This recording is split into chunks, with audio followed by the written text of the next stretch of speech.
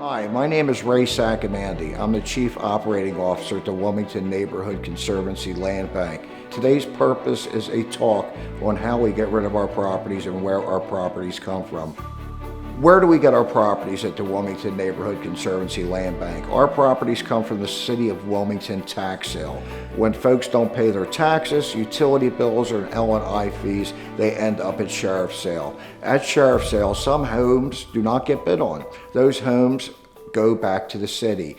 The land bank completes the sale on assignment, and we take deed to that property, and we in turn are responsible for disposing of that property in a meaningful manner to reduce blight in the neighborhoods. We accomplish our mission by reducing blight in the neighborhoods by selling the homes in three ways. The first way we sell our homes is the dollar house. Everyone talks about the dollar house. Is the house really a dollar? Yes, it is a dollar, but you have to qualify. To qualify for a dollar house, we needed a completed application, which you can find on our website. We need a complete scope of work. I need to know everything you intend on doing to that house to bring it back to L&I code. I need to know wall plates, I need to know HVAC systems, electricity, I need to know toilets, I need to know faucets. I need to know everything you're going to do in the house. I do understand a lot of folks are going to do the work themselves, or going to have relatives do it. That's fine, but you cannot do the three trades. You cannot do the HVAC work yourself, you cannot do the plumbing work yourself, and you cannot do the electrical work yourself. Your scope of work will be 4 pages. The first page is the work that you and or friends and or relatives will do. The second page is a licensed contractor from the City of Wilmington for HVAC. We'll give you a scope of work and a price. The third one is going to be from an electrician that's licensed in the City of Wilmington or the state of Delaware. Is going to give you a price on the renovation. And 4 is for rough-in plumbing. You can install toilets and faucets, but you cannot rough-in plumbing pipes in the house yourself. That has to be done by a licensed plumber. With that said, you complete an application, you have a 4-page scope of work. The last piece of the puzzle is your proof of funds. I need to know how you're going to finance this job. You need to have the finances in a liquid form. I need to see the money for those renovations in your bank account. I need to see you can get a hard money loan out on the free market. Private investors do offer construction loans.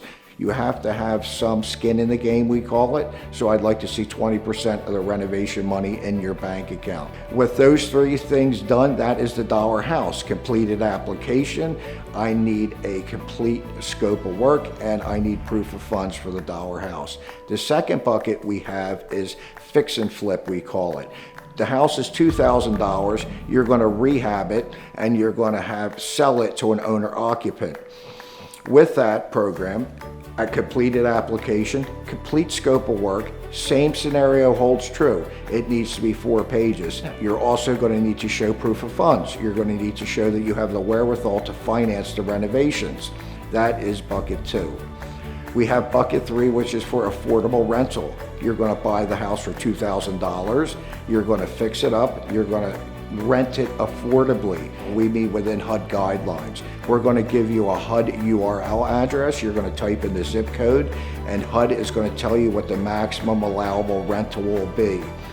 All 3 scenarios, there is a catch. We put a deed restriction on the deed when you buy it. The first, for the dollar house, you must live in that house for 5 years. So if you're buying the house for $1, there's going to be a enforcement mortgage assigned on your house, which means that you cannot do anything but live in that house. The second bucket, fix and flip, we're going to have an enforcement mortgage signed, and your deed is going to be restricted to where the buyer must live in that house for 5 years.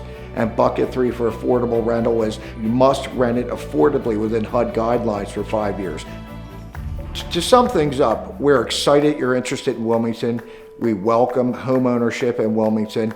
In order to qualify, the application packet must be complete. You have to have the proof of funds, you have to have the scope of work, and the application must be completed correctly. It's a thorough application. Please make sure you sign every page.